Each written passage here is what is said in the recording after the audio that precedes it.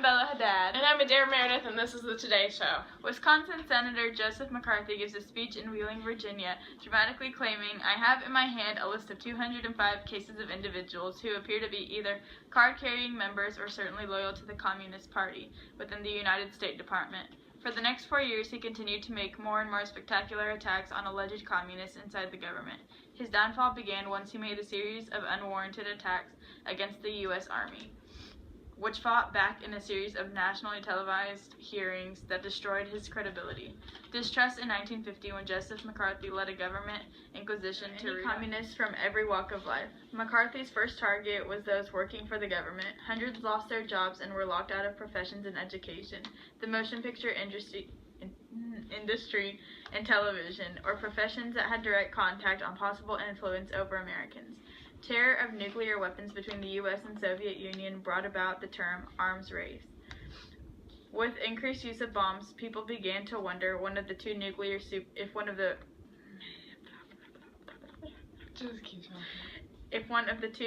superpowers might decide to use the weapons. So did the government and military leaders in both countries.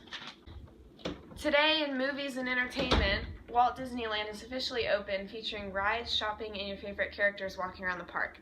Walt Disney has been extremely successful within the last few years with movies such as Cinderella, Alice in Wonderland, Peter Pan, and the most recent, Lady and the Tramp. Disneyland opened its gates July 17, 1955, and tickets cost $1. Marilyn Monroe's new movie, The 7-Year Itch, is a huge success. Monroe has been gaining popularity fast after starring in Asphalt Jungle, How to Marry a Millionaire, Niagara, River of No Return, and There's No Business Like Show Business. The 7-Year Itch was released on June 3rd. Today in TV, I Love Lucy has officially been named #1 for the 3rd year in a row for their 4th season. Looney Tunes recently aired this year and is gaining popularity with children, although it is intended for an adult audience.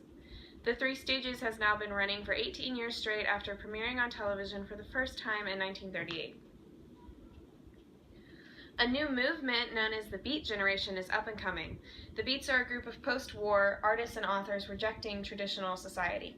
Elements of their work are rejection of traditional values, materialism, exploration of religion and spiritual quests, explicit portrayals of the human condition, and psychedelic drug use. Authors of the Beats include Jack Kerouac, Allen Ginsberg, William J. Burroughs, Lucien Carr, Neil Cassidy, and Eddie Parker. Along with the Beat authors, anti-conformists among teens and other young people are growing in number.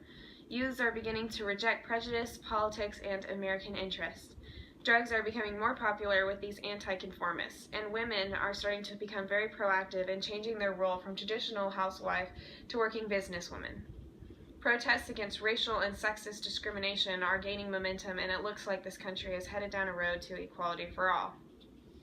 Stars to look out for this decade would be James Stewart, John Wayne, Marlon Brando, Clark Gable, Gary Cooper, Humphrey Bogart, William Holden, Shirley MacLaine, Audrey Hepburn, Jack Lemmon, Elizabeth Taylor, Grace Kelly, Sophia Loren, Kim Novak, Jerry Lewis, James Dean, Natalie Wood, Doris Day, and Frank Sinatra.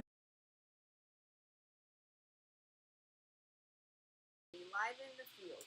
Fear has struck over citizens as we have word that the Soviet Union has launched their first satellite into space. Reports show that the satellite is a metal sphere about 58 centimeters in diameter and was launched into a low Earth orbit. Word has it that the radio pulses were detected from space, further proving that the Soviet Union has won the space race. Americans have shown increase in productivity, innovation, and technology. Sputnik 1 has caught the public off guard and has struck fear over the American citizens that the Soviet Union are going to continue to majorly advance over the United States. Day since Rosa Parks, seamstress and black citizen, was arrested for not giving up her seat to a white man. Reports show that groups of African-American citizens are boycotting the bus transportation system to reform the status quo of segregated seating charts. Parks' arrest has sparked what citizens are now calling the Montgomery bus boycott. On December 1st, typical rush hour, Rosa Parks was on her way home from work when a bus driver instructed her to move to the back of the bus, and she simply refused. Following this, she was arrested for a violation of racial segregation of buses. On Montgomery buses, the front 10 seats are reserved for white passengers. Clark's was actually seated in the row behind those 10 seats, but as time fell deeper into rush hour, more white men boarded the bus, causing Rosa to be forced to give up her seat.